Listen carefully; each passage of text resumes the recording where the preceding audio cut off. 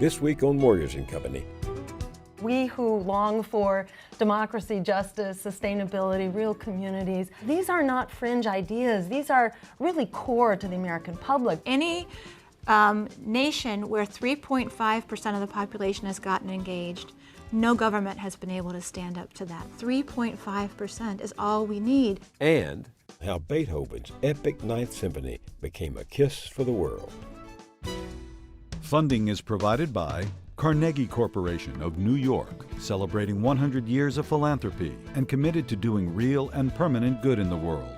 The Kohlberg Foundation, Independent Production Fund, with support from the Partridge Foundation, a John and Polly Guth charitable fund.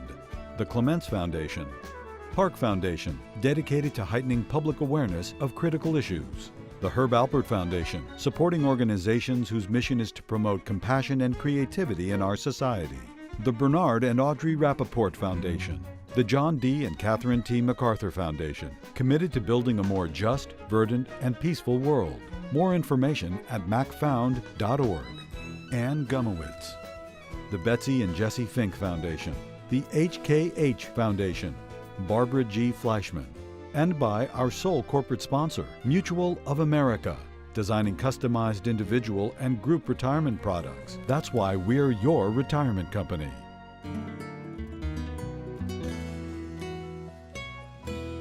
Welcome. I once heard a longtime grassroots organizer say, when injustice becomes law, resistance becomes duty. For Jill Stein and Margaret Flowers, that idea has become the guiding star of their life's journey. Through one experience after another, each saw that holding political office largely depends on having huge amounts of capital at hand, and that this perversity of democracy has enabled injustice to be fashioned into law and public policy, written by the anonymous hand of lobbyists on behalf of organized money. So, rather than look the other way and stick to practicing medicine, both are doctors, they chose to resist. At first, they took separate paths. Margaret Flowers had been a pediatrician in rural Maryland, whose work with everyday people, including the poor, compelled her to join the fight for single-payer health insurance. She's on the board of advisors of the organization Physicians for a National Health Program and is a contributor to popularresistance.org, a website advocating nonviolent direct action for justice.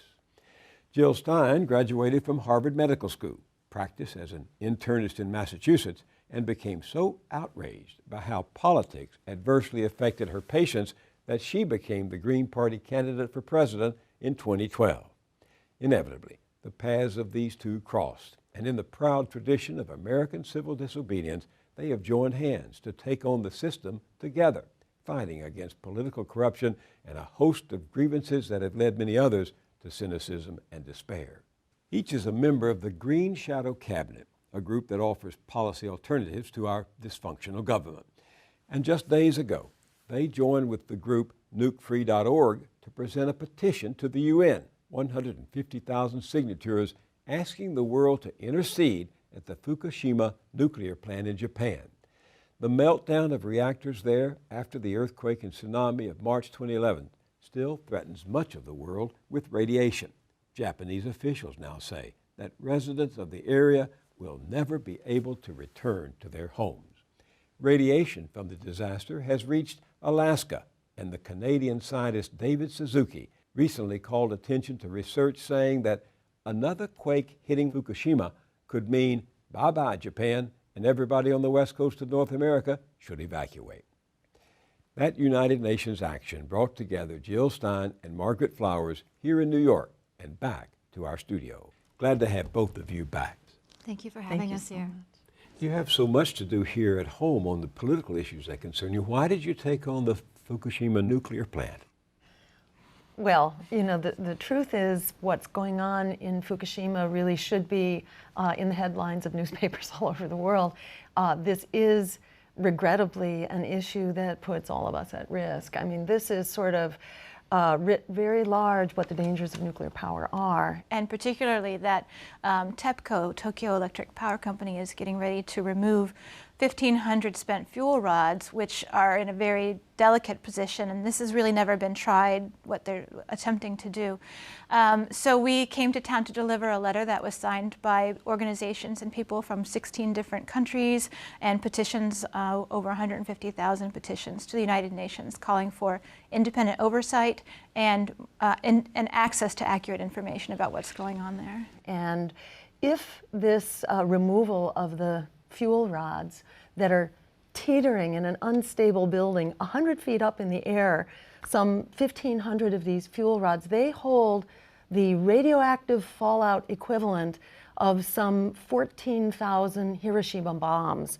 And it's under the watch of a private nuclear power company that has been very much behind the 8 ball on this whole crisis, that has not disclosed what's been going on really and until long after the fact, and which has proven incapable of handling the crisis even up to this point. There's a group of 16 international experts that have put together a plan for how this should be approached, and yet it's not getting any attention. So we really wanted to bring attention to that plan and bring the global attention to this problem. But if you hold a demonstration here in New York and the media pay no attention, what have you accomplished? Well, I mean, there are a lot of people that are concerned about this all around the world, and we need to be heard. And by coming together across the many issues and the many international borders, we're going to make this heard. And I think in many ways this is sort of an illustration of this challenge of our times. There are so many potential Fukushimas, and I don't mean just nuclear power plants. I mean our food system. I mean, climate change. I mean the expanding wars, the attack on our civil liberties. We are up against the wall on so many issues where, as Margaret points out, there are perfectly good solutions if we could just do the right thing. So, this is one of many issues around which we are mobilizing. And I personally am very heartened and encouraged to see how ready people are right now in this moment that we're in, this very historic moment, to see how ready people are to overcome traditional barriers, to come together and unify and push against the system, against this big money, Wall Street dominated political and economic system, to push for the real change that our survival actually depends on. And Fukushima is just an incredible, timely illustration of this. We've seen now that the increased attention, more and more that's being written about it in the media. So we're starting to see some movement, and we have to just keep building that attention, focusing that attention on it, so that they feel like they have to do something.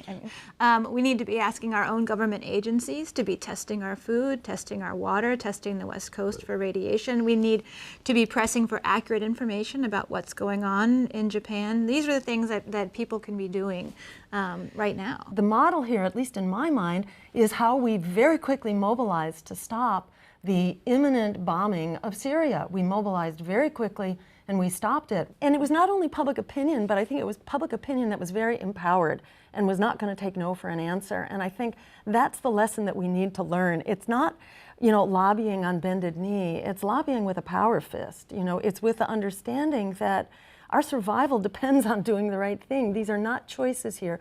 We can no longer afford to be pushed down the path of nuclear power, down the path of ignoring the Fukushimas, down the path of an expanding war economy. These are things that I think the American public is no longer taking lightly, and we're seeing, I think, a whole new era of empowerment. Personally, why do you keep doing this? Why do you keep putting yourself on the line? How many times have you been arrested?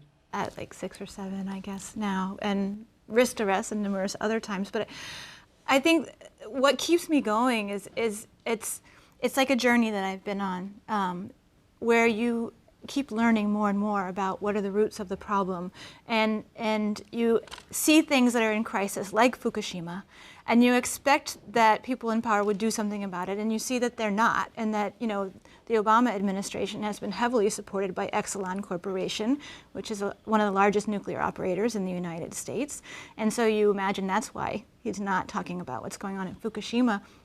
So we have to do it ourselves. And you've been arrested, how many times? I don't, 3 times. 3 times. Yeah. When you both were arrested, what happened to your medical licenses? Did you lose them?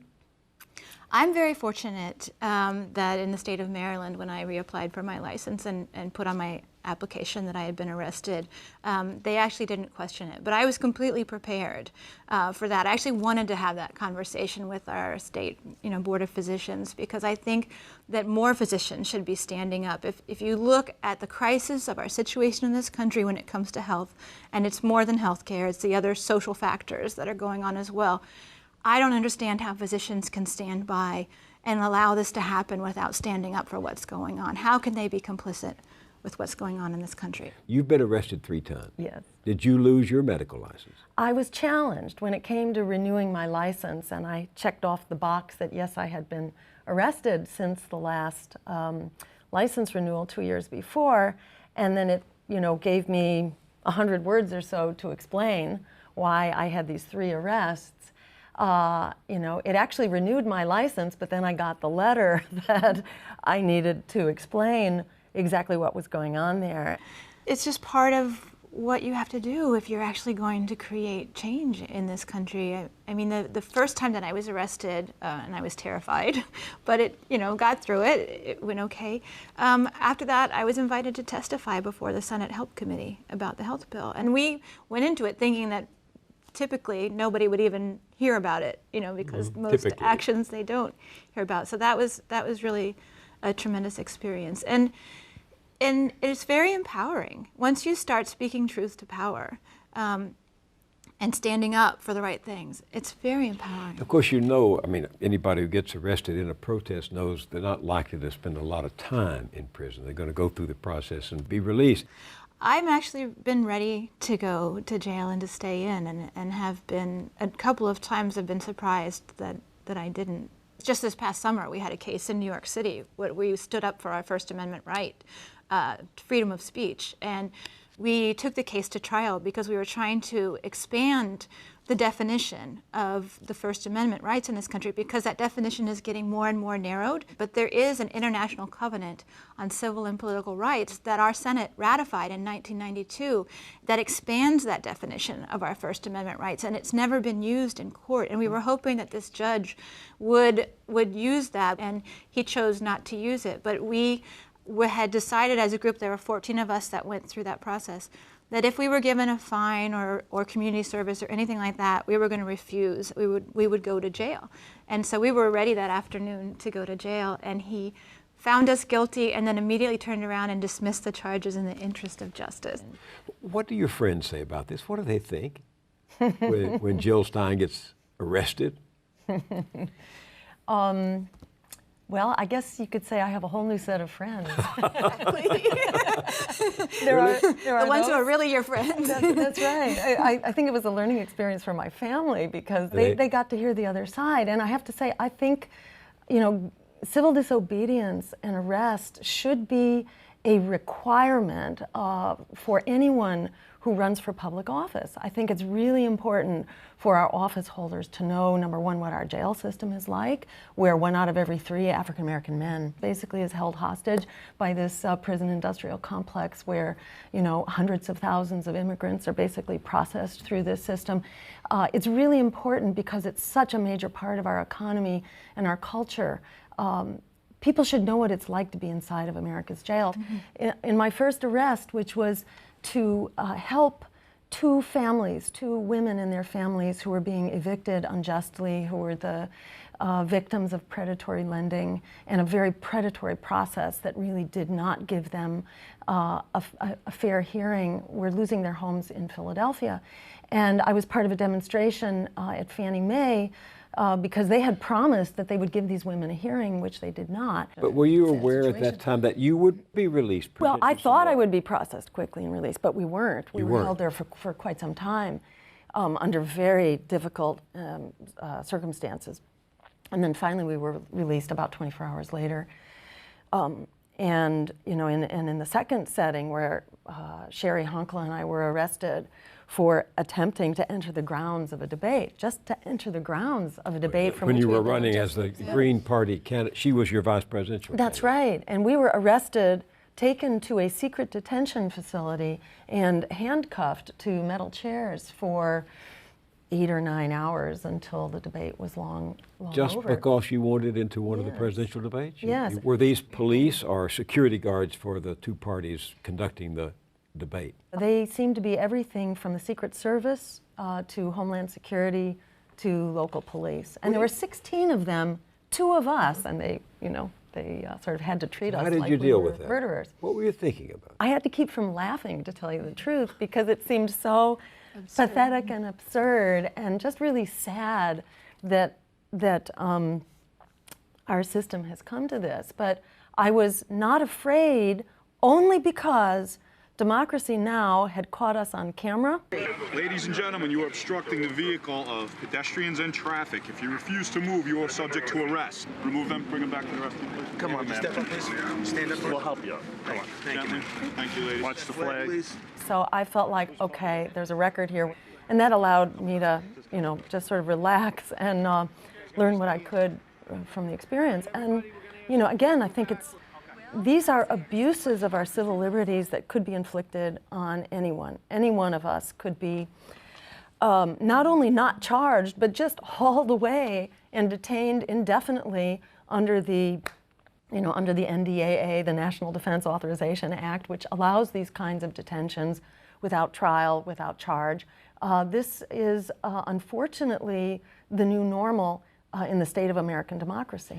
But I think, there comes a point, because the first time I was arrested, I was so frightened. I really had no idea what I was getting myself into, and it seemed really scary. And then there comes a point where it's just part of what is in your job as an advocate, and you let go of that fear, and you know that you don't have any control. Once they have you, and you just go with it and get through the experience. And now I actually look forward to the opportunity to meet people in jail, to find out about what's going on in there and talk to them and hear their stories, because their stories aren't heard.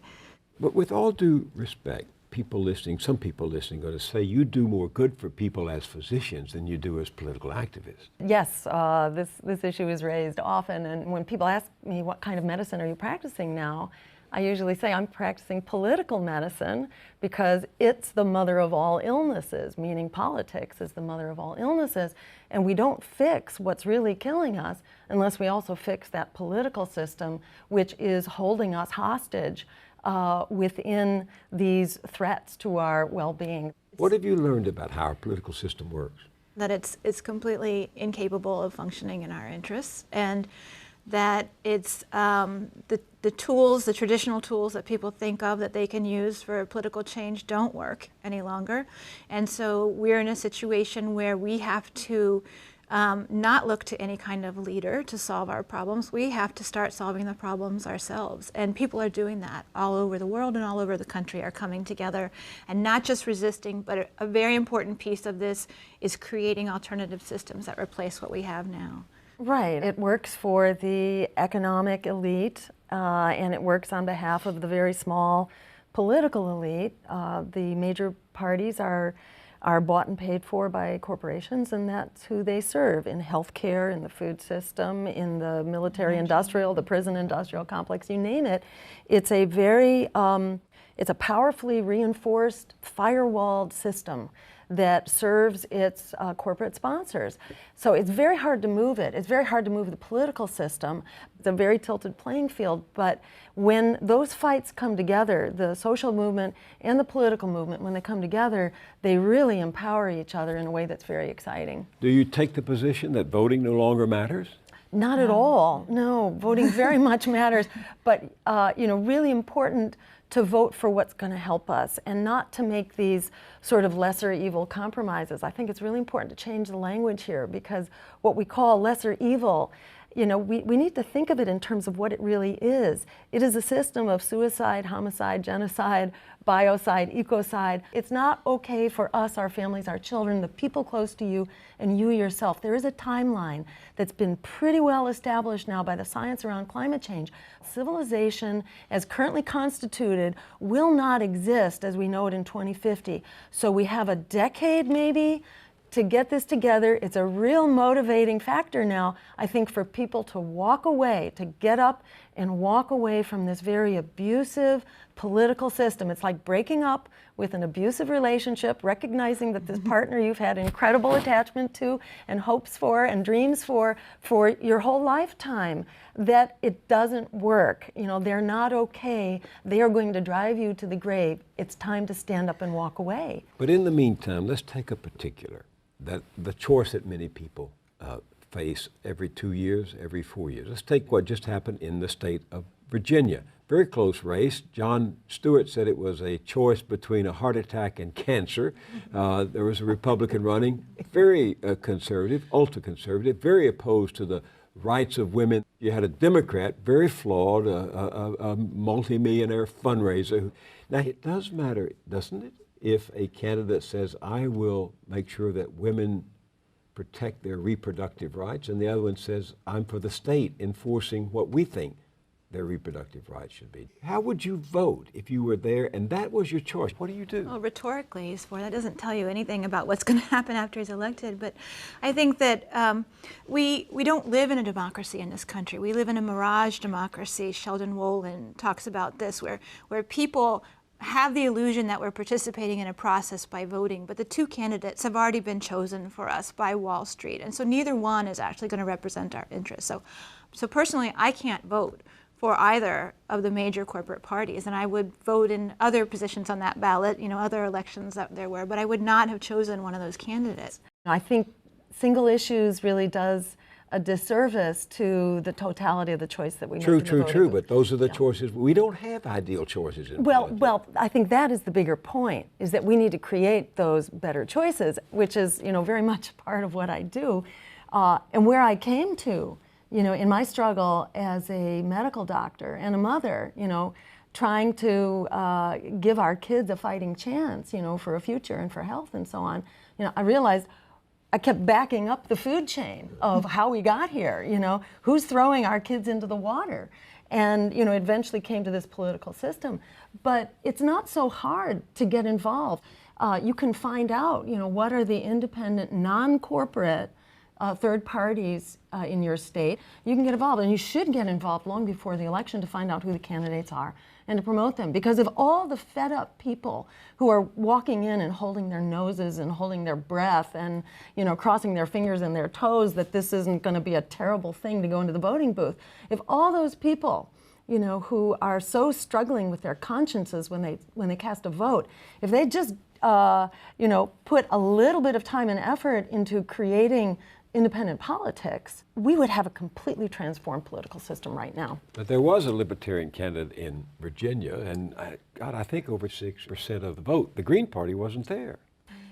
And it takes a lot of push to get on the ballot in many of these states. There's a real effort to silence us. It's like in the debates. You were excluded from the debates by the decision of both parties. Exactly. We're often at a disadvantage in trying to overcome these obstacles to political participation. So, you know, people with a little bit of work on the web, you can find out where the Green Party is near you, even if it's not on the ballot.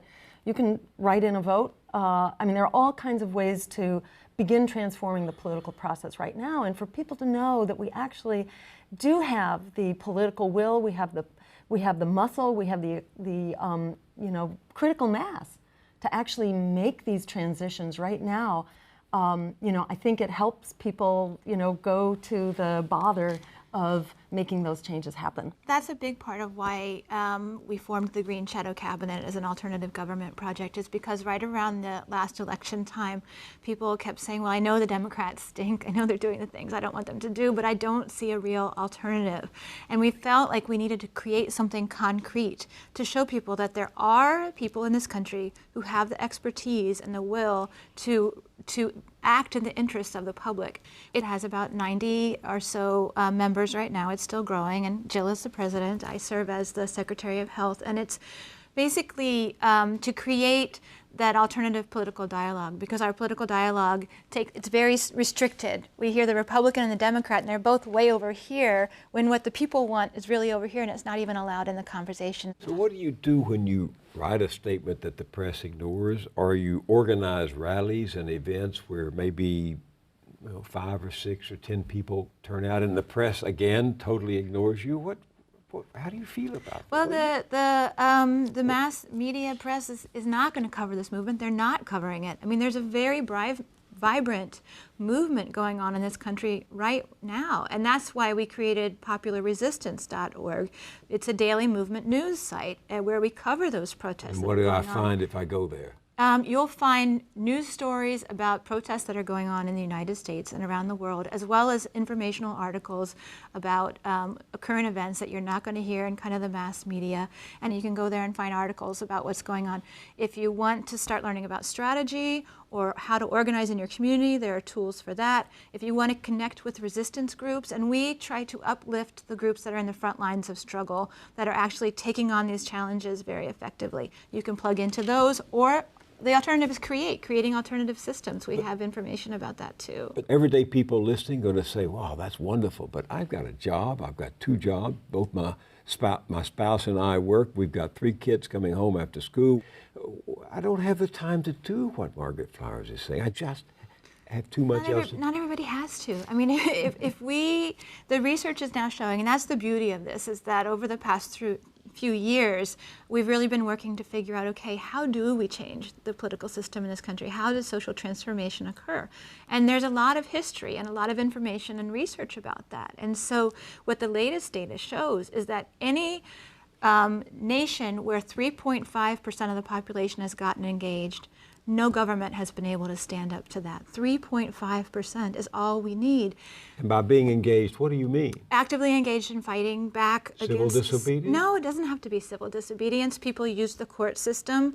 We work with people around the country that have been stopping foreclosures by challenging the banks and actually requiring them to show that they own those houses, and when they can't do it, the people get to stay in their homes.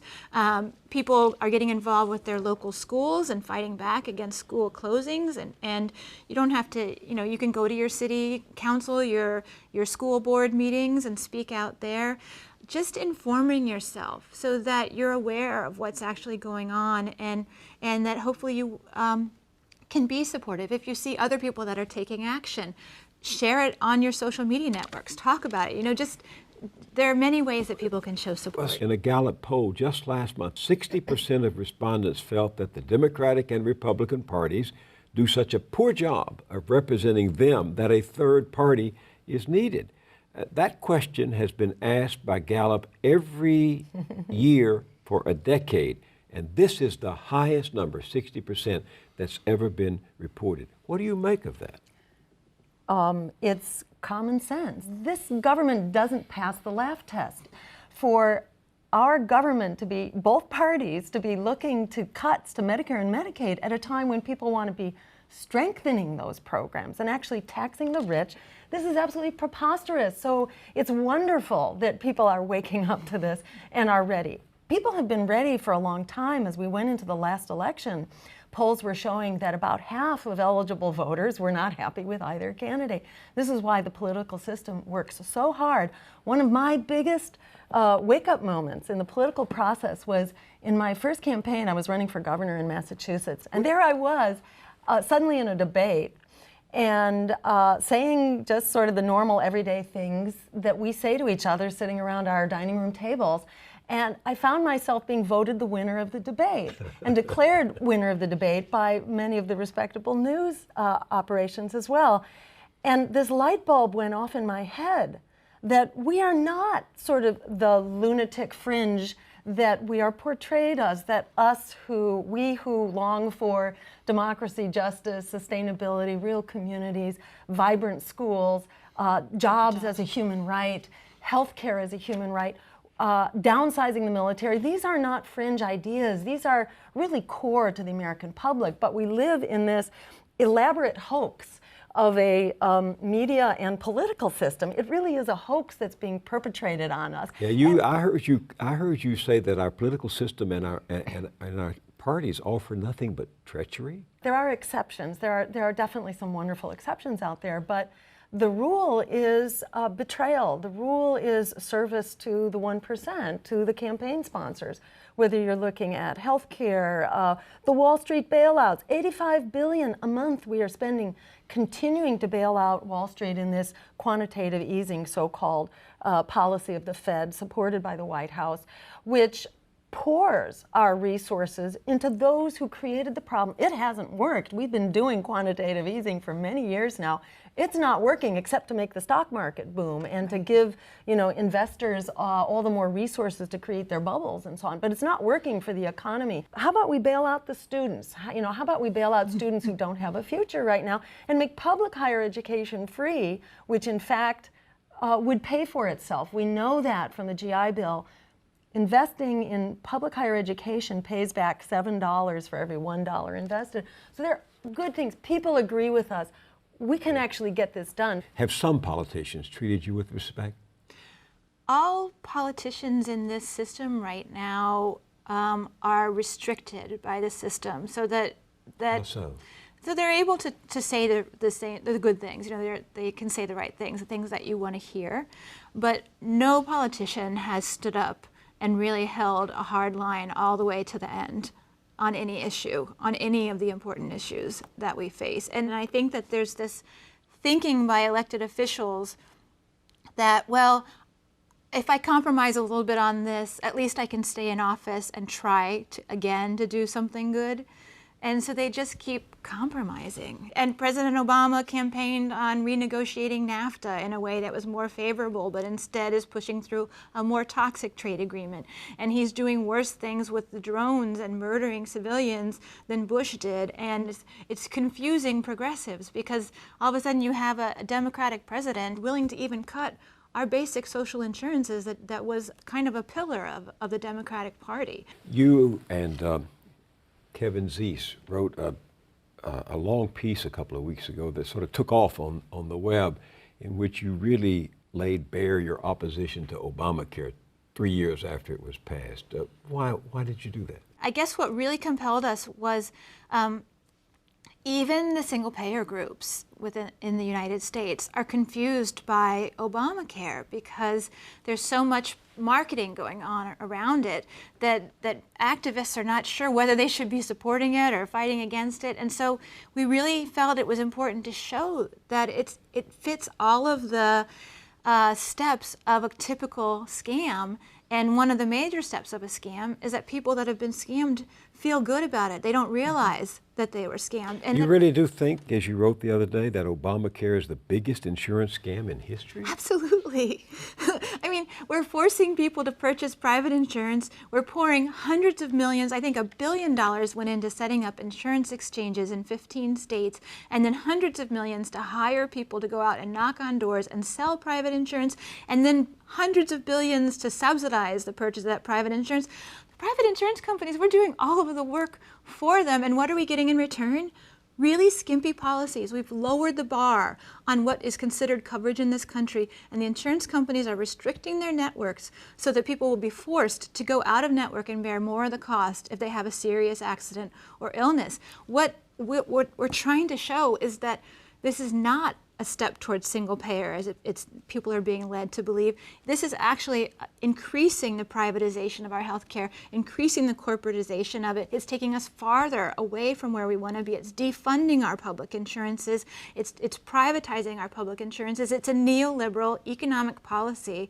And I keep telling people that the global South has come home. Meaning? That the neoliberal economic policies that we've waged all around the world of forcing countries to allow us to have our private corporations come in and take over their resources through our structural adjustment programs, forcing them to defund their public programs. That same policy is being waged right here at home against us. But shouldn't we see how things turn out before coming to all these conclusions? I mean, do you not see any good in giving this time to unfold?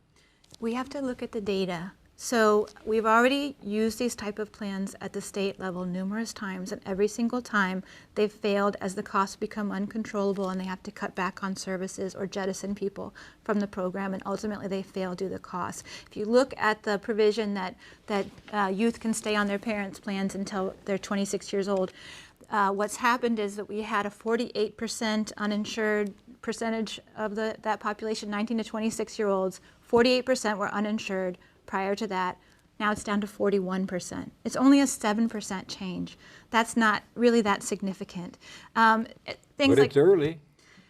well, it's been a number of years. I mean, that provision went into effect in 2010, and I think we can't say that we cannot say that it's already working, because people are continuing to face financial barriers to care. I mean, the one thing that was, to me, really concerning is that in 2012, when the provision kicked in saying that insurance companies had to cover preventative care, our health services did go up a little bit as people started getting checkups and preventative care.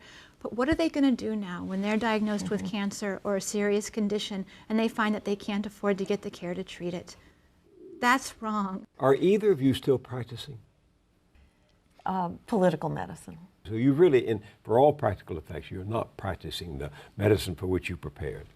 You know, I see it very closely related to the medicine for which we prepared. In fact, really doing justice for the medicine for which we prepared, because the current system doesn't allow us to practice that medicine for which we prepared because of all of the restrictions and the barriers. You know, and in the discussion about health insurance, I feel like we have so lost track of, you know, sort of seeing the forest through the trees. We've lost track of the forest because, you know, again, the data says that about 75% of these chronic diseases, or I should say 75% of the money that we spend on healthcare, that is 75% of almost $3 trillion, is spent on diseases which are readily preventable if we were doing the right things up front. And those right things just happen to be the same things that would create a whole lot of jobs, make wars for oil obsolete, that is by greening our economy. We don't need the bloated military-industrial complex, and which would also, you know, draw climate change to a halt. So, you know, it's really important to consider this discussion of healthcare in context. And one other point, if I could make it, you know, about giving it time. Massachusetts has had plenty of time. Let's not ignore the concrete example here. Obamacare had its model. It sure did. In Romney care. And medical bankruptcies have not been reduced in Massachusetts despite everybody having access to this piece of paper, because this piece of paper does not cover you when you need it. As you sit here, I think we're watching climate change, as you said earlier, wreck our planet. We've seen vast sums of money overwhelm our elections. We know the gap between rich and poor is getting wider. I mean, aren't you just a teeny weeny bit discouraged after all these years of protesting, going to jail 9 times between you, giving up your practice? Actually, I'm really encouraged, to tell you the truth. You know, what was hard was breaking up with that abusive relationship. That is very hard. But once you've broken up and you realize all these other wonderful people out there that you can be working with whom you can have sort of mutual, reinforcing, community-building relationships, it's a whole other universe. And that doesn't mean you have to spend, you know, 24/7 doing it, you know, but it's an alternative mindset, it's an alternative social network, and we are seeing successes. But don't you get physically tired? I mean, you came to New York for a UN protest to present a petition. You're going off, I presume, somewhere else to don't you get physically tired? I guess not. I mean, it's something that it drives me every waking moment. I mean, I find myself now, I work 7 days a week from the time that I get up until the time I go to bed, because it's so interesting and it's so invigorating, and I'm working with people all around the country and all around the world that share the same vision that I share for a just society and a clean planet. And I see how there is so much going on, that things are changing. And so I want to keep feeding that. When you actually get into the communities who are disenfranchised, that's a lot of America. And that America is ready to move. And when we start moving together, In fact, I'd say all we have to do is realize how numerous, strong, and inspired we are, and then we are unstoppable. You know, in the words of Alice Walker, the biggest way people give up power is by not knowing we have it to start with. It's by flicking that switch and rejecting the disempowerment that's beaten into us every waking moment by every media source that surrounds us. What's so hopeful to me is seeing frontline communities all around the country standing up and fighting for their rights. And after the Occupy movement disbanded and people keep saying, oh, it's gone, it went away, it didn't go away. It inspired others to stand up for their rights. So we see low-wage workers all around the country standing up, and now states that are starting to pass raising their minimum wages. We see anti-foreclosure activists fighting back and people being able to stay in their homes. We see communities creating democratic economic institutions, and so that they can lift themselves out of poverty. These things are happening. They're not covered in the mass media. They're not funded by the big funders, but they're happening in this country. Things are changing. Things are moving, not nearly as fast as they need to, but there are real successes here. Despite this, this propaganda campaign that we're powerless, we actually are powerful. And I think the name of the game is rejecting that mythology of powerlessness and seizing the power that we do have right now to turn this breaking point that we're at, into the tipping point that we must have to reclaim democracy in our future. Dr. Jill Stein, Dr. Margaret Flowers, thank you for being with us. It's a great pleasure.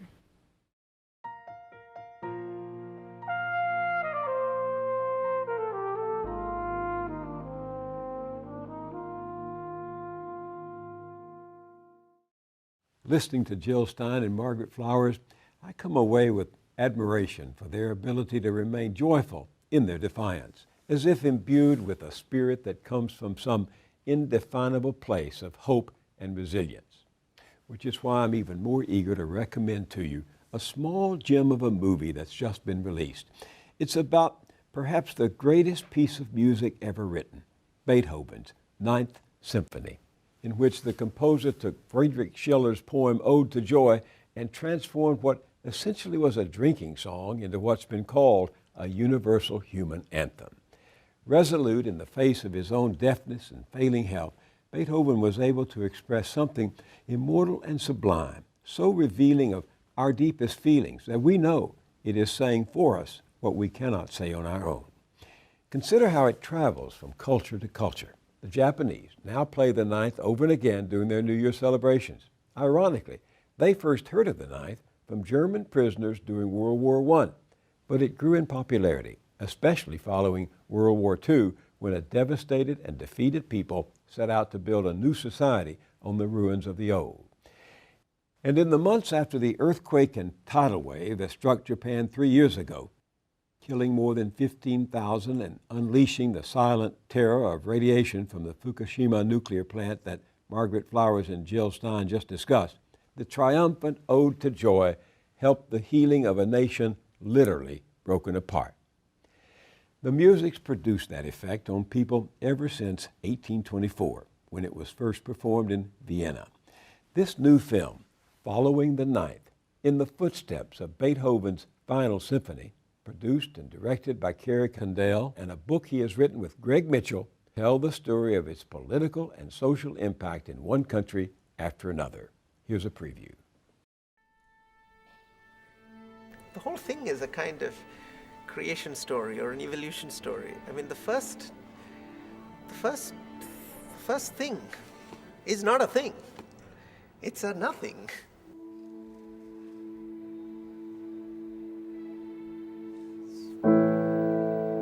What on earth is that?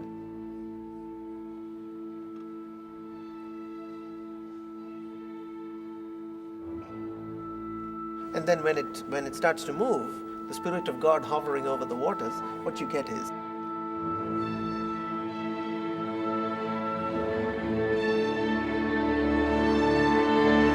and then you have this cataclysmic event.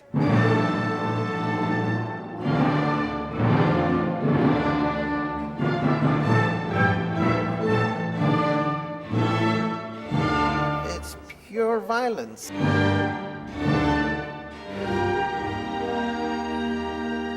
That is primordial violence. That is the Big Bang. this piece enters your bloodstream and then changes who you are. The entire blueprint of everything, all the way from subatomic particles to galactic clusters, it's all here.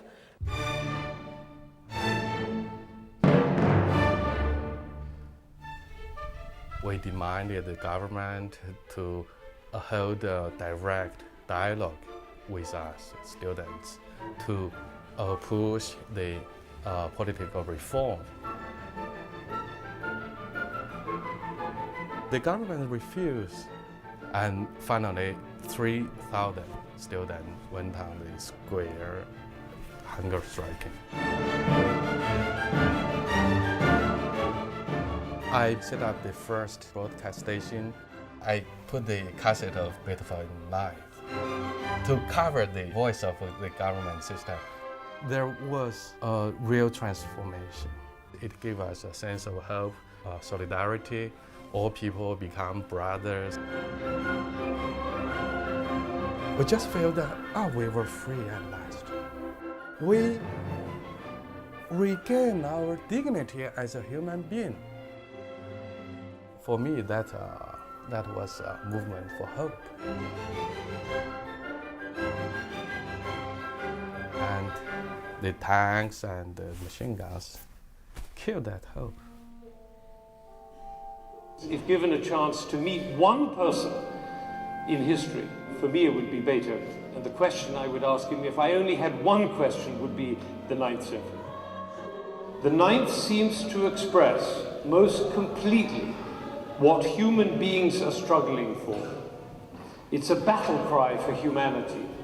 It is the hymn of possibility.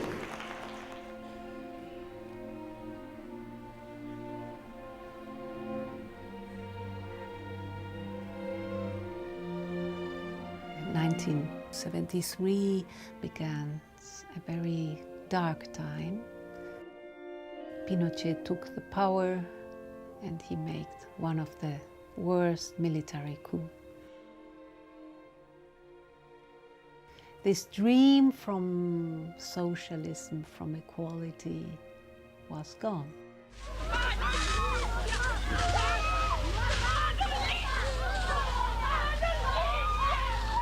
Music was vanished, and happiness was vanished.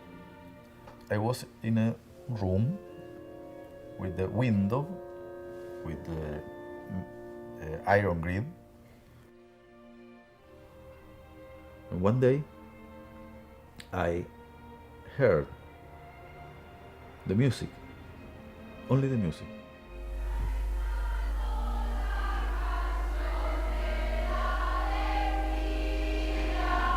It was like a shield against the fear, against the pain, against the darkness. When you are in the deepest, darkest hole,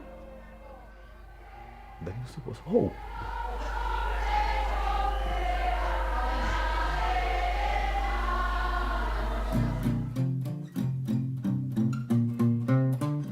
The thing about punk that was really, really important was the DIY aspect of it. You can do this yourself. Technically, I don't even know, I'm not even sure I'm a musician. I'm a guitar player. But there's no reason why that should stop me from writing the lyrics of Ode to Joy from Beethoven's Ninth Symphony.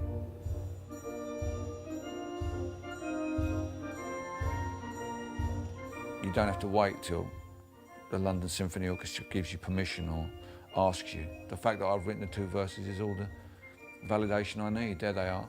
And if I can make those two verses singable by the kids, sit, then great, I'll do that as well.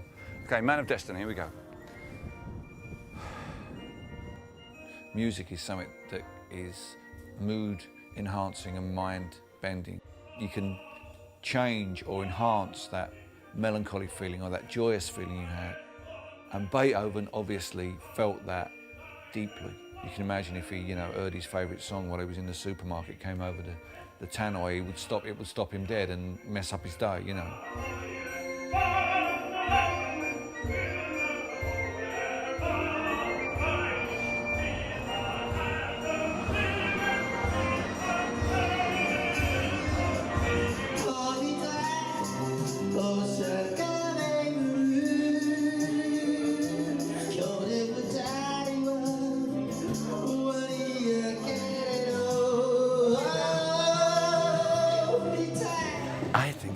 Chinese people just need this Beethoven's message.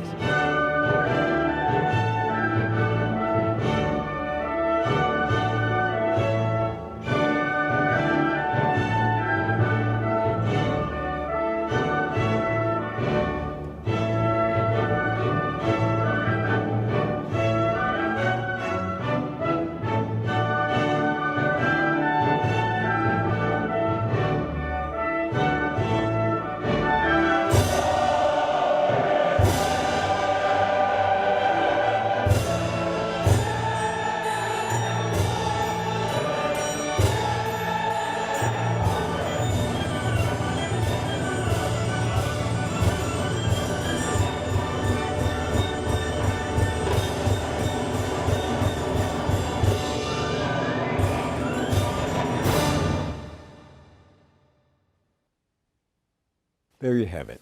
Beethoven's Final Symphony moves, inspires, and mystifies.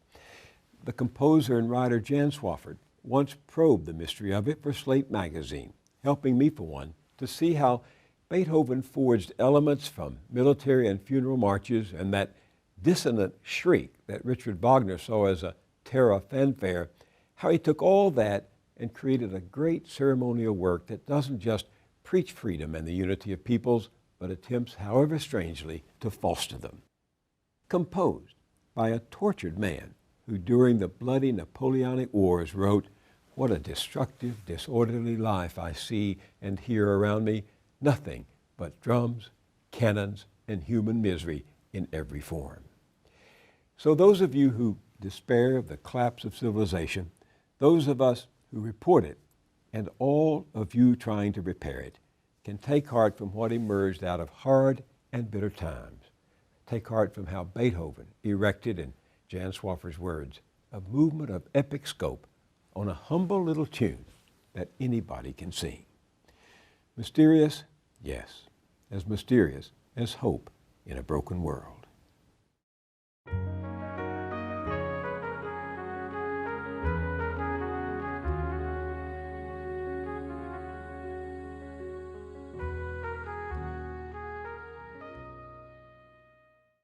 On our last two broadcasts, I've asked you to respond to questions relevant to America's human rights record both here and abroad. The first was about President Obama's use of drones to kill suspected terrorists. I asked, does our national security justify their use even at the cost of innocent lives? One response in particular seems to express the majority of opinion. We are putting innocent people at risk all over the world. If that isn't terrorism, what is? Mr. Obama, can you even imagine what it feels like to live in a country over which a foreign drone can fly and decide to kill you at will? Wouldn't that very threat make you an enemy of the country that did so? But there were opposing viewpoints like this one.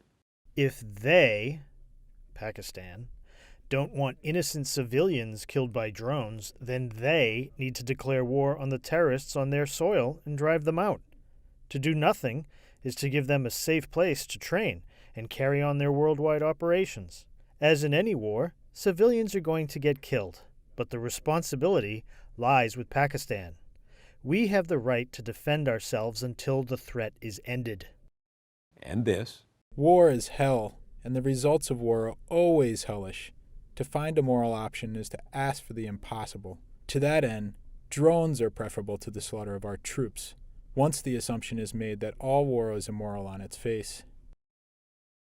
After my interview with Heidi Bogosian, author of Spying on Democracy, I ask you if constant surveillance, the invasion of our privacy, is ever justified. Most of you responded like this woman. If we aspire to be a democracy, with personal freedoms guaranteed to citizens in the Constitution, then there is no justification for this egregious invasion. This viewer added, I remember seeing Dick Cheney say on TV that since 9/11 the game had changed, and he seemed to imply that we too now had to become a police state. It looks as if we're well on our way. But others disagreed. Yes, it is justified in today's world. Without it, we would still be looking for the Boston bombers, bin Laden, and a whole slew of other infamous ones. I say yes, keep up the surveillance. And this. I'm really not that interesting, but if they need info on me, I say go for it. You can see a summary of all your comments online at billmoyers.com. And here's an update on my recent conversation with Dean Baker and Eve Smith about TPP, the Trans-Pacific Partnership. That's the top secret trade agreement being negotiated between the United States and 11 other countries that a lot of powerful people, including President Obama, don't want you to know about. WikiLeaks has gotten hold of the confidential draft of a key part of TPP, the section on intellectual property, just ahead of a big summit on the trade deal that begins November 19th. We'll link you to that document. That's all at billmoyers.com. I'll see you there, and I'll see you here next time.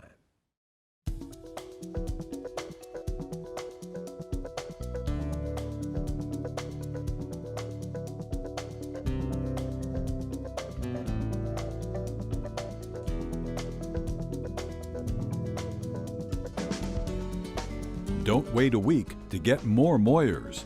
Visit billmoyers.com for exclusive blogs, essays, and video features. This episode of Moyers & Company is available on DVD for $19.95.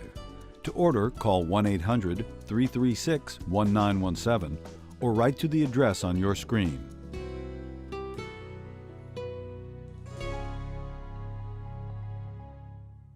Funding is provided by Carnegie Corporation of New York, celebrating 100 years of philanthropy and committed to doing real and permanent good in the world.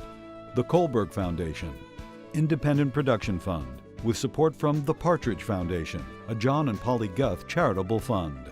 The Clements Foundation, Park Foundation, dedicated to heightening public awareness of critical issues.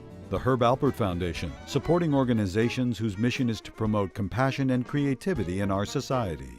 The Bernard and Audrey Rappaport Foundation, the John D. and Catherine T. MacArthur Foundation, committed to building a more just, verdant, and peaceful world. More information at macfound.org. Ann Gumowitz, the Betsy and Jesse Fink Foundation, the HKH Foundation, Barbara G. Fleischman, and by our sole corporate sponsor, Mutual of America, designing customized individual and group retirement products. That's why we're your retirement company.